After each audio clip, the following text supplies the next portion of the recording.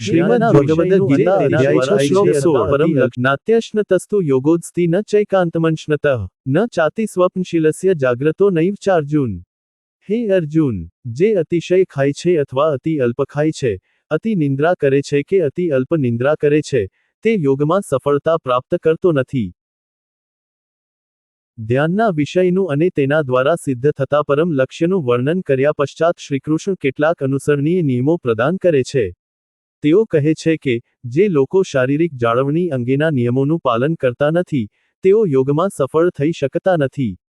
આ માર્ગ પરના નવસાધકો ઘણીવાર તેમના અપર્યાપ્ત જ્ઞાનને કારણે કહે છે, તમે આત્મા છો અને શરીર નથી।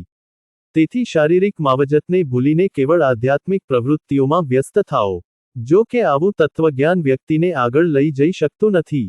એ સત્ય છે કે આપણે શરીર નથી, આમ છતાં જ્યાં સુધી આપણે જીવિત છીએ ત્યાં સુધી શરીર આપણું વાહક છે અને તેની માવજત કરવી એ આપણી ફરજ છે। આયુર્વેદિક ગ્રંથ ચરક સંહિતા કહે છે કે શરીર માધ્યમ ખલુ ધર્મ સાધનમ, શરીર ધાર્મિક પ્રવૃત્તિઓમાં વ્યસ્ત થવા માટેનું વાહન છે। જો શરીર અસ્વસ્થ થઈ જશે તો આધ્યાત્મિક પ્રવૃત્તિઓ પણ અટકી જશે। રામાયણ વર્ણન કરે છે, તનુ બીનું ભજન વેદ નહીં વરના। આધ્યાત્મિક વ્યસ્તતાને કારણે આપણે શરીરની અવગણના કરીએ તેને વેદો સંમતિ આપતા નથી। વાસ્તવમાં તેઓ ભૌતિક વિજ્ઞાનની સહાયથી શરીરની ઉચિત કાળજી લેવાનો ઉપદેશ આપે છે। ઈશોપનિષદ કહે છે, અંધતમ પ્રવિશંતિ યદ્વિદ્યામુપાસતે તતો ભૂયૈવ તે તમોયૌ વિદ્યાયા રતાઃ નવ।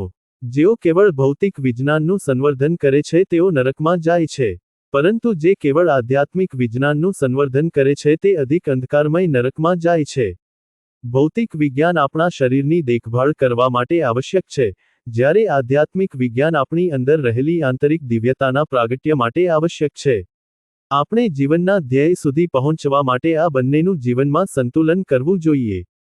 તેથી યોગાસન, પ્રાણાયામ અને ઉચિત આહારનું વિજ્ઞાન એ વૈદિક જ્ઞાનના અનિવાર્ય અંગ છે। ભૌતિક જ્ઞાન માટે ચારેય વેદોના સહયોગી વેદો છે।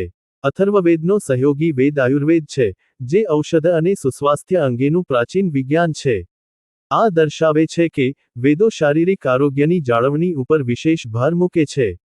તદનુસાર શ્રીકૃષ્ણ કહે છે કે અતિ આહાર અને નિરાહાર, અતિ સક્રિયતા અને સંપૂર્ણ નિષ્ક્રિયતા વગેરે આ સર્વ યોગ માટે અવરોધરૂપ છે। આધ્યાત્મિક સાધકે તાજું ભોજન અને પોષક આહાર આરોગીને, પ્રતિદિન વ્યાયામ કરીને અને પ્રતિ રાત્રિ ઉચિત માત્રામાં નિંદ્રા કરીને તેના શરીરની ઉચિત કાળજી લેવી જોઈએ।